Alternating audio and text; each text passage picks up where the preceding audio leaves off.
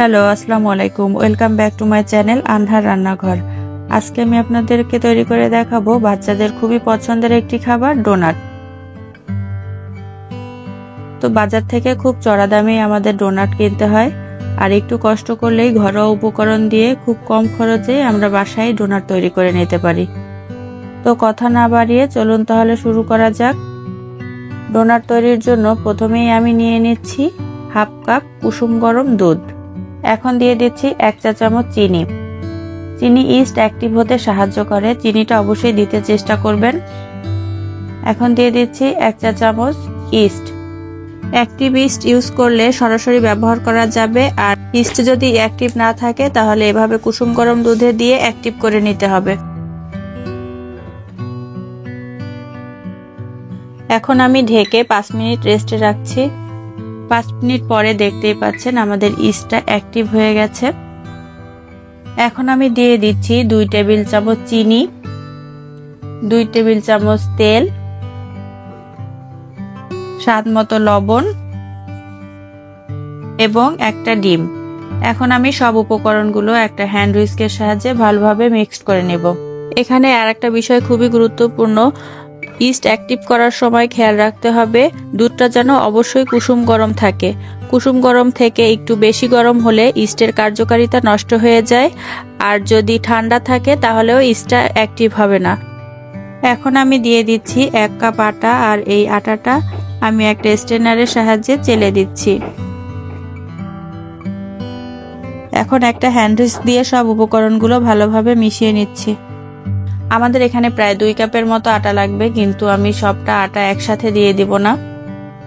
এখন আমি আরো 1 কাপ আটা নিয়ে কিছুটা দিব এবং কিছুটা বাকি রাখবো, কারণ এই ডোটায় আমাদের স্টিকি ভাবে তৈরি করতে হবে। যদি খুব বেশি শক্ত হয়ে যায় সেক্ষেত্রে আমাদের ডোনাটটা ভালোভাবে ফুলবে না। তো দেখতেই পাচ্ছেন আমি সবটা আটা একবারে না দিয়ে প্রথমে কিছুটা দিয়ে এটাকে মিক্স করে নিয়ে দেখছি, কারণ অনেক সময় ডিম ছোট থাকে বড় থাকে, এই কারণে একসাথে সবটা দেয়া যাবে না এবং এই ডোটা আমাদের খুবই স্টিকি ভাবে তৈরি করতে হবে। আমার এখানে টোটাল 2 কাপ আটাই লেগেছে।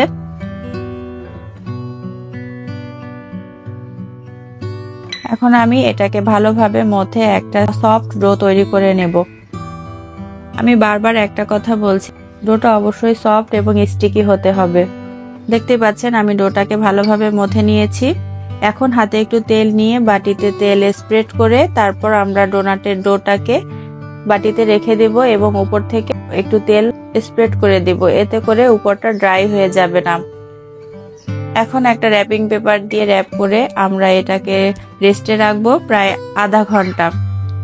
এটাকে একটু গরম জায়গায় রাখার চেষ্টা করবেন, তাহলে এটা সহজেই অ্যাক্টিভ হয়ে যাবে। আমি ডোটাকে ওভেনে প্রিহিট করে আধা ঘন্টা রেখে দিয়েছিলাম। তো দেখতেই পাচ্ছেন ডোনাটের ডোটা ফুলে ডাবল হয়ে গেছে। এখন আমি হাত দিয়ে চেপে চেপে সব এয়ারগুলো বের করে দেব এবং ডোটাকে ভালোভাবে মথে নেব।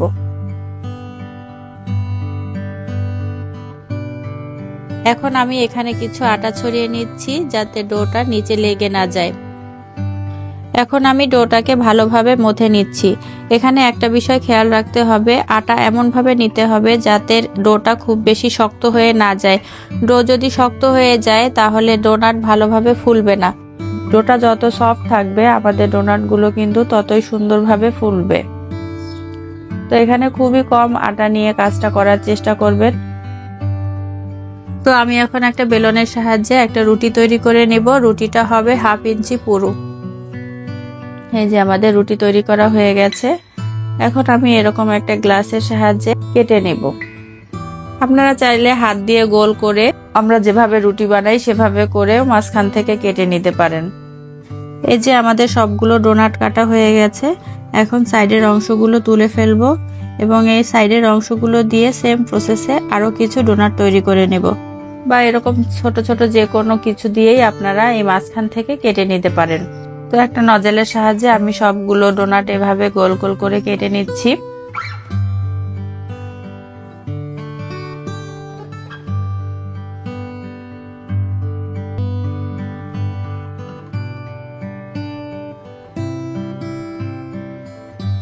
এখন একটা বাটিতে আমরা এইগুলোকে রেস্টে রাখবো।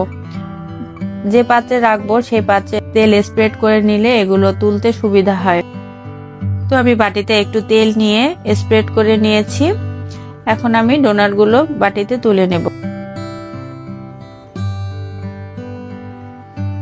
এখন আমি একটা পাতলা কাপড় নিয়ে এটা ভিজিয়ে নিয়েছি।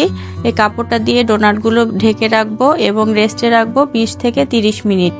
তো 20 মিনিট পরে দেখতেই পাচ্ছেন ডোনাটগুলো ফুলে কেমন ডাবল হয়ে গেছে। এখানে ভিজা কাপড়টা ইউজ করার কারণ হচ্ছে এটা ময়শ্চারাইজার ধরে রাখতে সাহায্য করবে। এতে ডোনাটের উপরের অংশ ফেটে যাবে না, এতে করে ডোনাটগুলো খুব সুন্দরভাবে ফুলে উঠবে। এই ছোট ছোট টিপসগুলো কিন্তু অবশ্যই ফলো করবেন, তাহলে আপনারা পারফেক্ট রেজাল্ট পাবেন। ডোনাটগুলো কিন্তু ডুবো তেলেই ভাজতে হবে। তো আমি এখানে বেশি করে তেল নিয়ে নিয়েছি এবং তেলটা গরম হয়েছে কিনা সেটা একটা কাঠির সাহায্যে চেক করে নিচ্ছি। তেলটা কিন্তু খুব বেশি গরম করা যাবে না, মিডিয়াম হিটে ডোনাটগুলো আমাদেরকে ভাজতে হবে। আসলে এই কথা তো বারবার বলার অপেক্ষায় রাখে না, যে কোনো ভাজার কাজই আমাদের খুব ধৈর্য সহকারে মিডিয়াম আঁচে আস্তে আস্তে করে ভাজতে হবে। তো ডোনাটগুলো আমরা মিডিয়াম আঁচে উল্টে পাল্টে ভালোভাবে ভেজে নিচ্ছি। ভাজার সময় অবশ্যই খেয়াল রাখবেন খুব বেশি গরম তেলে ডোনাটগুলো ভাজতে যাবেন না, তাহলে সহজেই উপর থেকে পুড়ে যাবে এবং ভিতর থেকে ভালোভাবে কুক হবে না। সেজন্য ধৈর্য সহকারে মিডিয়াম আঁচে আস্তে আস্তে করে উল্টে পাল্টে ডোনাটগুলো ভেজে নেবেন এবং পছন্দ মতো কালার হলে ডোনাটগুলো তুলে নেব। এই যে আমাদের ডোনাটগুলো সুন্দর একটা কালার চলে এসেছে। এখন আমরা ডোনাটগুলো তুলে নিচ্ছি। এখন ডোনাটগুলো এক পাশে রেখে আমরা ডোনাট ডেকোরেশনের জন্য চকলেটটা তৈরি করে নেব।